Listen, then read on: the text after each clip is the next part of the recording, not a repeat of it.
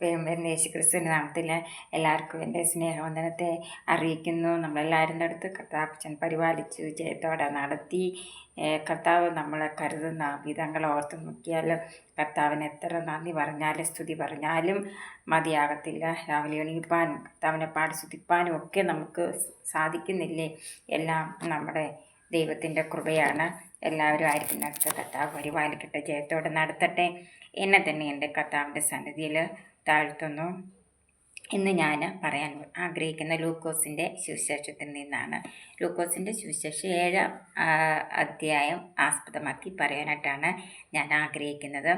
പിറ്റേന്നാൾ അവൻ നയീൻ എന്ന പട്ടണത്തിലേക്ക് പോകുമ്പോൾ അവൻ്റെ ശിഷ്യന്മാരും വളരെ പുരുഷാരും അവനോട് കൂടി പോയി.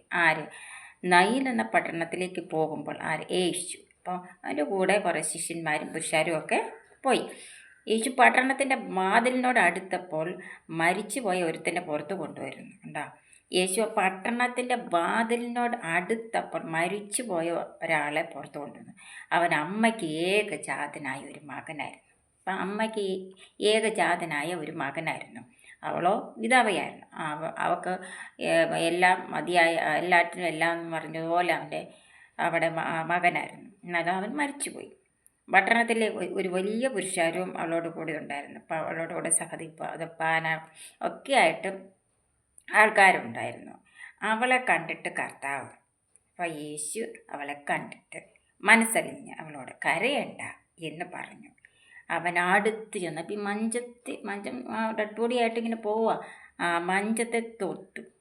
യേശു ആ മഞ്ചത്തെ തൊട്ടപ്പോൾ മഞ്ചം ചുമക്കുന്നവരങ്ങ് നിന്നു. എന്നിട്ട് ബാല്യക്കാര എഴുന്നേൽക്ക എന്ന് ഞാൻ നിന്നോട് പറയുന്നു നീ യേശു പറഞ്ഞു. പറഞ്ഞപ്പോൾ മരിച്ചവൻ എഴുന്നേറ്റ് നിന്ന്. ആ കൊച്ചൻ മരിച്ചതായിരുന്നു. അവൻ്റെ ഡെഡ് ബോഡിയായിട്ട് പോകുമ്പോൾ ആ മഞ്ചത്തെ തൊട്ടു. അവൻ്റെ അമ്മ കരയുന്നു, വളരെ ആൾക്കാർ കരയുന്നു. അപ്പോൾ കർത്താവിൻ്റെ മനസ്സലിവുണ്ടായി. ആ മഞ്ചത്തെ തൊട്ട് കഴിഞ്ഞപ്പോൾ തന്നെ മച്ചൻ എഴുന്നേറ്റ് നിന്ന് സംസാരിക്കാൻ തുടങ്ങി. കണ്ടോ? ആ മരിച്ച ആൾ എണീറ്റ് നിന്ന് സംസാരിക്കാൻ തുടങ്ങി. അവനെ അമ്മയ്ക്ക് ഏൽപ്പിച്ചു കൊടുത്തു. ആ മകനെ ഉയർപ്പിച്ചിട്ട് അമ്മയ്ക്ക് ഏൽപ്പിച്ചു കൊടുത്തു. ഇതെല്ലാം കണ്ടിട്ട് എല്ലാവർക്കും ഭയം പിടിച്ചു.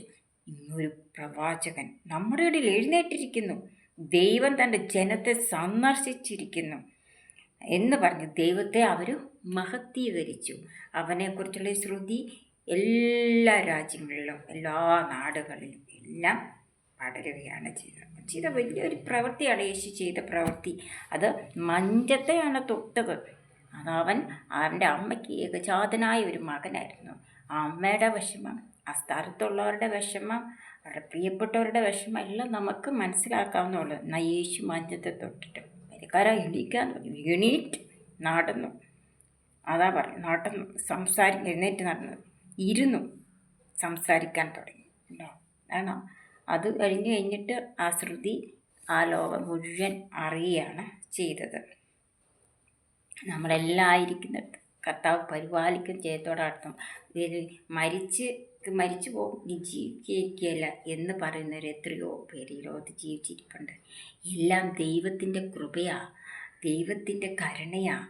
അതാണ് നമ്മൾ ദൈവത്തിൽ ആശ്രയിച്ച് പോയിക്കേ നമുക്ക് സന്തോഷം, സമാധാനവും ആശ്വാസവും വിടുതലും എല്ലാം ദൈവത്തിൻ്റെ പക്കലുണ്ട്. ഫസ്റ്റ് നമ്മൾ കർത്താവിന് ഒന്നാം സ്ഥാനം കൊടുക്കുക. നമ്മുടെ വ്യക്തിപരമായ ജീവിതത്തിൽ നമ്മുടെ കർത്താവിന് ഒന്നാം സ്ഥാനം കൊടുക്കുക. കർത്താവിൻ്റെ വചനം വായിക്കുക, പ്രാർത്ഥിക്കുക, ആരാധിക്കുക, കർത്താവിൽ ആശ്രയിച്ച് ജീവിക്കുക.